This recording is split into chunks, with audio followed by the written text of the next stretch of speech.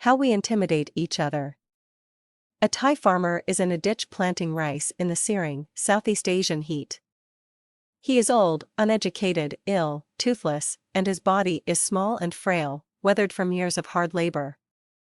Is this old, useless farmer less than you?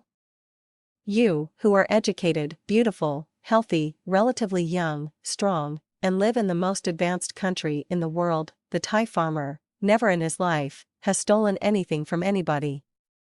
When he had enough, he would give any extra to his neighbors. He was always peaceful and quiet, never making a fuss or making demands from anyone, including his family. His children were raised in abject, material poverty, but within the richness of love, and they turned out just like their father. The old farmer will die soon. And you? Are you immortal? Won't your body eventually become as his, and all your possessions and knowledge sink into the same ground as his? How can we be better than anyone else, regardless of their position in life, their race, their intelligence, their ideals, their beliefs? Such a perceived advantage is short-sighted, and this short-sightedness, this confused separateness, is the essence of our fears. When we attempt to dominate those who are different from us, seldom does that domination bring about the long-term results we desire. Usually, there is a payback involved, and it hits us when we least expect it. When we instill fear in others, even slight fear, we are committing a great disservice. Instilling fear by intimidating is a natural thing to do. We do it to everyone around us constantly. Sometimes we do it subtly by becoming quiet and distant when things don't go our way. Sometimes stridently, do as you're told, or I will. And sometimes diplomatically, I thought we had already discussed that? The fact is, we are deathly afraid of losing control. When we see that someone is utterly irresponsible and has poor judgment to boot, we naturally try to dictate what they should and should not do. This is how we display our values, or so we think. Actually, instead of values, we are displaying our manipulation and control, and expressing subconsciously the fact that we are very insecure.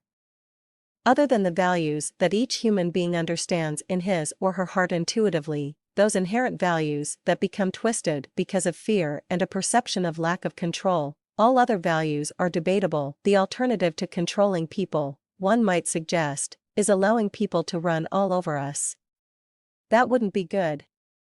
So how do we form a sound relationship without either controlling others or ignoring them?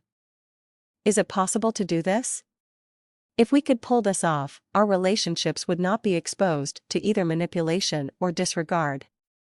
Our relationships would become balanced. Rather than think about what we should do or say in our relationships, it might be better to explore both our insecurity, the reason we try to control things, and our irresponsibility, which is a way of ducking something that needs to be addressed. Why are we so insecure and afraid that things won't go our way? We should think about this. What if things didn't go our way? What if we lost control? What would we lose? We could lose a lot, materially. We could lose everything that we worked hard and longed for. We could lose our kids if they didn't toe the line and become responsible adults. We could lose our friends.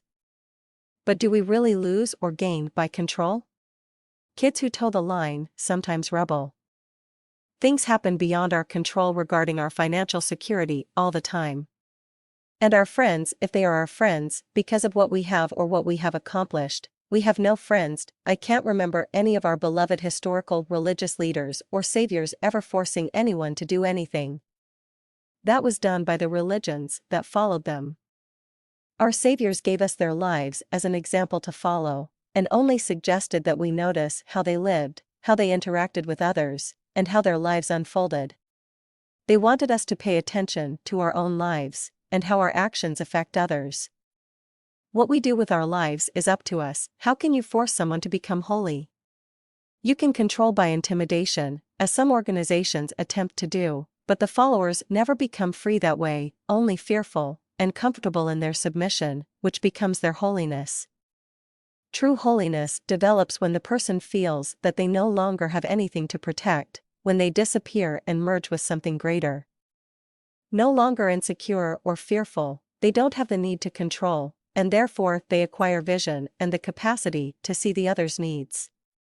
They don't ignore you and let you go on your way, ignorant of the repercussions that might follow your careless actions. They actually remind you of that, but only in the way they live their own lives. They are never intimidators.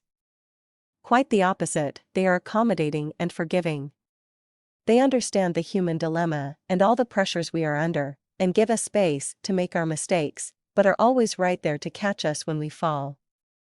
They are not perfectionists, merely humanists, but offer the possibility of perfection by their own lives. We can give up our personal intimidation by noticing every time we subtly try to control or manipulate someone.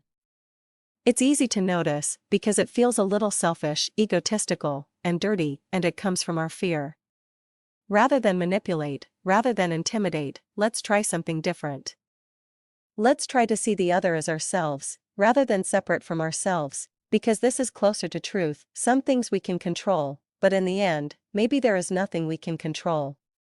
And perhaps it is this very uncontrolling that affects what happens after the end.